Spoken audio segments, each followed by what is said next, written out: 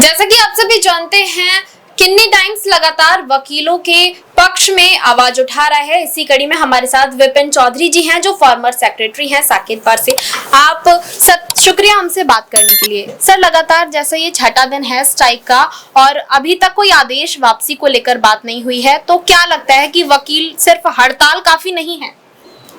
नहीं, धीरे धीरे देखो, जो भी प्रोटेस्ट है पहले उसको इंटेंसिफाई किया जाता है। वैसे ही जो हमारे बार के रिप्रेजेंटेटिव हैं, जो कोऑर्डिनेशन कमेटी के जो चुने हुए लोग हैं, वो लगातार रोज शाम को मीटिंग करते हैं और अगले दिन की रणनीति तैयार करते हैं। आज भी जैसा हमें पता लगा कि सुबह स्ट्राइक पे हर बार में जो बार के लीडर्स और मेंबर्स होते हैं वो आते हैं, तो शायद आज भी सरकार ने सुबह ही उनको बुला लिया है और मोस्ट प्रोबेबली कोई मीटिंग चल रही है।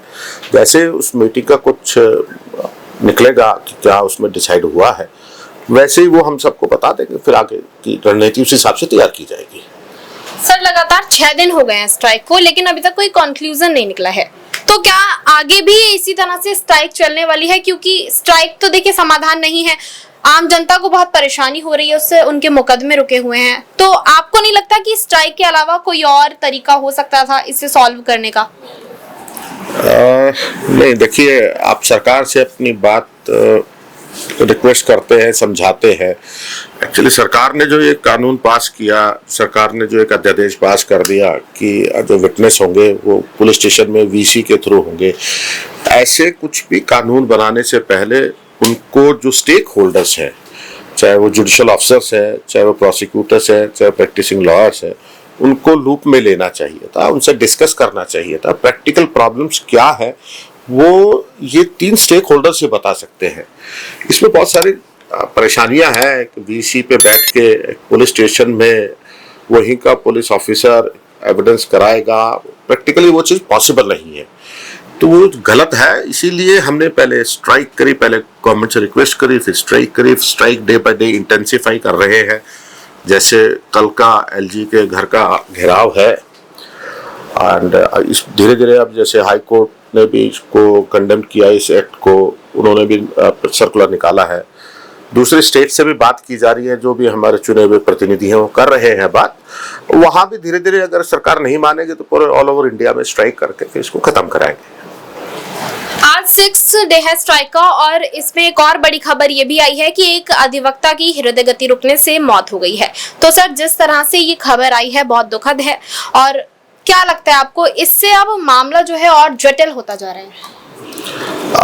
नहीं, अभी खबर आई है कि हमारे साथी थे शर्मा जी, उनका हृदय गति रुकने से उनका स्वर्गवास हो गया। बड़े भगवान उनकी दिवंगत आत्मा को शांति दे। रविंदर शर्मा जी थे, उनके हार्ट फेल होने से उनकी डेथ हो गई है। बिल्कुल है, बट अब धीरे धीरे मूवमेंट को तो इंटेंसिफाई करना पड़ेगा। अगर गवर्नमेंट नहीं मानती है तो उसको इंटेंसिफाई भी करेंगे, घेराव भी करेंगे, सड़कों पे भी आएंगे। हम लोगों को भी, आम जनता को भी समझा रहे हैं कि ये स्ट्राइक कर रहे हैं उसमें हमारा अपना कोई इंटरेस्ट नहीं है। बेसिकली हम आपके लिए लड़ रहे हैं, क्योंकि इससे अगर नुकसान होता है तो एक क्लाइंट का नुकसान होता है, किसी लॉयर का पर्सनल नुकसान थोड़ा ना हो रहा है। तो लोगों को जैसे जैसे समझाएंगे, ऐसा नहीं है, जब जनता को डिमांड करती है और मास प्रोटेस्ट होता है तो सरकार को भी मानना पड़ता है। और लॉयर्स तो वैसे भी शुरू से आज़ादी से लेकर आज तक प्रोटेस्ट में रहे हैं। देश की आज़ादी में लॉयर्स का बहुत बड़ा योगदान रहा है। तो होपफुली हम, ऐसा नहीं है, इसको सरकार को मना लेंगे इस काम के लिए। सर, वकीलों के समर्थन में आम आदमी पार्टी और कांग्रेस जैसी बड़ी पार्टी आई हैं। आम आदमी पार्टी के नेता हैं सौरभ भारद्वाज।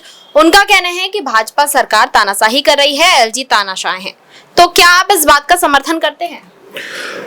देखिए, मैं किसी पार्टी से नहीं बिलोंग करता, ठीक है, वो अपोजिशन की पार्टीज है, वो साथ आ गई हैं।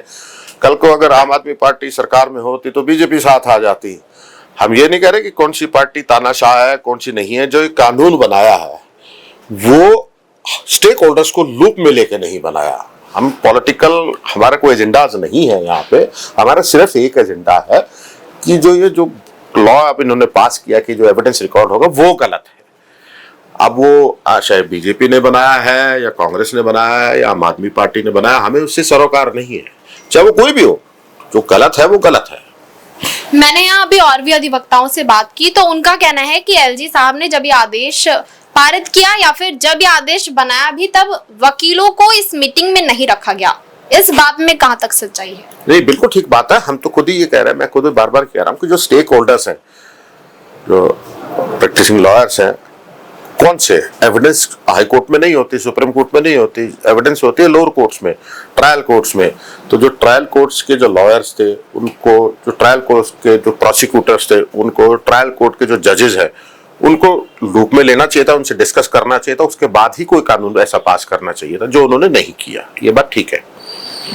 कुछ समय पहले सर किसान जो थे प्रदर्शन कर रहे थे, उसके बाद छात्र प्रदर्शन कर रहे हैं और उसके बाद अब वकील प्रदर्शन कर रहे हैं।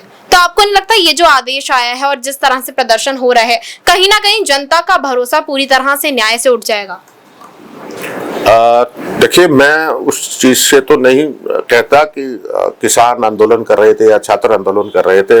हाँ, अगर ये कानून अगर ये पास होता है और ये अगर इस तरीके चलता है तो जरूर आम जनता का कानून से, कानूनी प्रक्रिया से विश्वास बिल्कुल उठ जाएगा।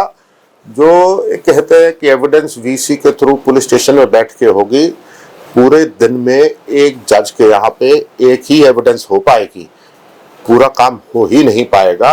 जैसे कि अब जैसे रूटीन में जो यहाँ फिजिकली अपीयर होकर एविडेंस होती है, तो एक जज के यहाँ दिन में 5-7 एविडेंस 10 भी हो जाती है।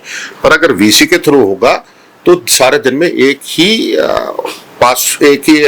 क्रॉस एग्जामिनेशन या एग्जामिनेशन इन चीफ हो पाएगा। इससे काम लोगों का डेट्स लंबी मिलेंगी, केसेस डिसाइड नहीं हो पाएंगे, तो आम जनता परेशान होगी, बिल्कुल होगी। ठीक है, आखिरी सवाल सर, ये जो स्ट्राइक हो रही है, अगर इससे भी कोई फायदा नहीं होता है, आदेश वापसी नहीं होती है, तो वकीलों का अगला कदम क्या होगा? और इसके अलावा क्या कुछ मांगे हैं? सिर्फ आदेश वापसी है या कुछ और एड ऑन भी है? नहीं, हमारी डिमांड तो यही है कि जो ये अभी जो आदेश पारित किया है इन्होंने एविडेंस रिकॉर्ड करने का, वो उसे वापस ले सरकार, और आगे की क्या रणनीति होगी ये जो हमारे चुने हुए प्रतिनिधि हैं, जो हमारी कोऑर्डिनेशन कमेटी है, वो आपस में डिस्कस करके, बार मेंबर से डिस्कस करके वो फिर बनाई जाएगी कि क्या आगे हमें और क्या करना चाहिए। उस हिसाब से हम सारा करेंगे। देश विदेश की तमाम बड़ी खबरों के लिए देखते रहें किनी टाइम्स। वीडियो को लाइक करें, चैनल को सब्सक्राइब करना ना भूलें।